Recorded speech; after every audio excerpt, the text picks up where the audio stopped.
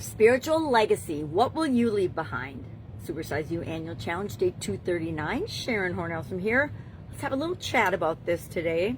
Legacy is probably something most of us don't think about, at least not on a daily basis. Some of us, on the other hand, have had an experience which brings our mortality right into the forefront of our life and changes the way we see things, the way we look at the world, the way we make choices going forward from that experience. And today we are going to cover the P in our super framework, which stands for plan your path. Yesterday we discussed where we are right now. We were brutally honest with ourselves and we said, okay, day before yesterday we decided what spiritual goal we want. Yesterday we said, okay, well, where are we right now with respect to that goal? And I would bet that the majority of us are not even started, or not even where we want to be. We're not consciously aware of the choices that we're making every single day. And that's kind of what this topic is about today. Our legacy, our spiritual legacy. If we were to die tomorrow, what kind of a spiritual legacy would we have left behind? Most of us live our lives without really consciously being aware of it. I think more and more people are waking up and saying, okay, I have more control over my life than I think I do. I can question my beliefs. I can change the way I think. I can decide and choose and create the life I want by living differently. It's all about us regaining our personal power and taking charge of our lives and choosing for ourselves. Guess what? If we don't choose for ourselves, someone else will choose for us. It's like if we don't think for ourselves, somebody else is glad to think for us and manipulate us in the way that helps them meet their goals and their objectives. It's one of the ways and one of the reasons I finally left corporate America. It's like, okay, I can build somebody else's business or I can build my own. And it's a lot more fun to build my own. It's a lot more stressful. It's a lot more challenging, which I like. I like a good challenge. So I wanted to show a little graphic today because most of us think when we're living our lives in every area and aspect of our life, we decide what we want. We're just going to make this straight line, beeline path to what it is that we want.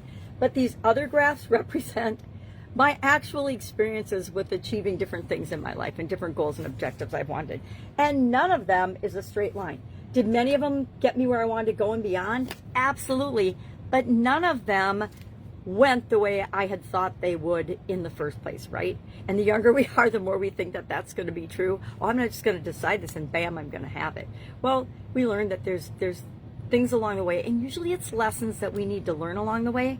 Sometimes about humility, sometimes about the way we treat other people, sometimes about judgment, but it's always about ourselves and something we need to learn in an area we need to grow in. So today our action item for the super framework is to plan our path, just brainstorm some ways that we can start to move from where we are to where we want to be in achieving this year's spiritual goal and objective. And again, we all have different goals and objectives with respect to our spiritual life and our spirituality. So decide, and then what is just one step you could take today? What is one thing? You're going to brainstorm a list today to plan the path, but just put a few milestones on what is it going to take for me to get from where I am to where I want to be. And you won't know all the steps, and more steps will come up along the way. But as soon as you start to plan this path, I guarantee all of a sudden you'll see the different steps that need to happen. We only ever need to take the next step toward what we want, and then the step after that will appear. And all we have to do is have faith and believe that it will, because it absolutely will. It does every single time. So our spiritual legacy isn't about achievements or wealth or physical things. It is about who we've loved, who we've had relationships with, who and how we've shown up in the world, what we've given, how we've treated others, how we've treated ourselves as well. At the end of our life, people never wish they'd worked more. I mean, I actually had the experience of having a sudden cardiac arrest when I was 50.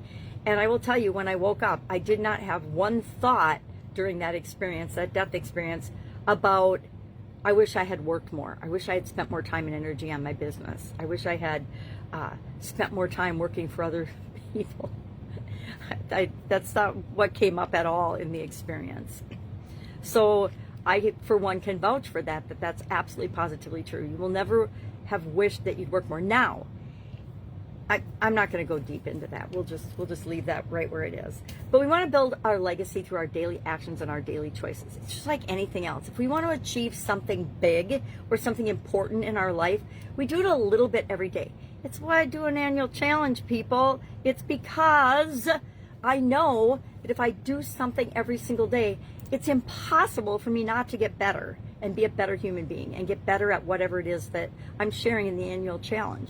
This year it happens to be supersizing. Why? Because I don't know, about 20 some years ago, I came up with the idea of supersize your business in a coaching program I was in, and Robert Allen and Mark Victor Hansen liked it, so it just stuck with me. And it's kind of been me.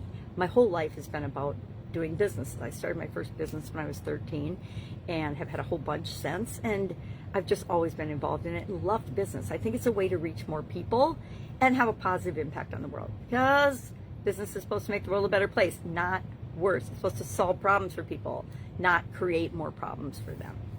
All right, I'm talking too businessy. Let's get back to us. So if you were to ask yourself a couple of reflective questions, what would you find and what would you say about this? And for our action item today, I'd like you to think about your spiritual legacy. Really, what do you want to leave behind? And then share in the comments below maybe your spiritual legacy statement or the impact that you want to have made before you pass away, before you leave this planet. And then keep in mind, none of us know when we're going to go, right? I think I'm coming to believe that when it's your time, it's your time. And it's the only thing that can explain why certain people have freak accidents and die. At least the only thing that my mind can understand. So that's what we're going to do. We're going to share your spiritual legacy statement. Let's make just one sentence about what you want your legacy to be. And then ask yourself today, if I died tomorrow, would that be true?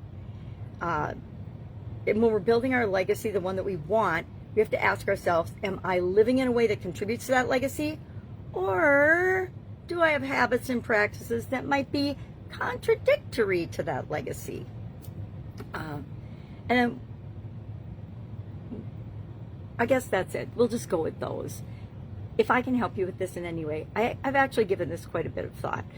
For me personally, and I can only share my personal experience because I don't really talk about this with anybody else. Most people, I do with some of my business coaching clients and the people that I advise, but otherwise, it's definitely a one-on-one conversation. At least I think it should be, because I think our legacy and what we want to leave behind, it is a highly charged emotional topic for most of us, because it's so core to our beliefs and our values, and it's so important to us, and it's so tied to our current identity. Now, what we really want to do is tie it to our future identity.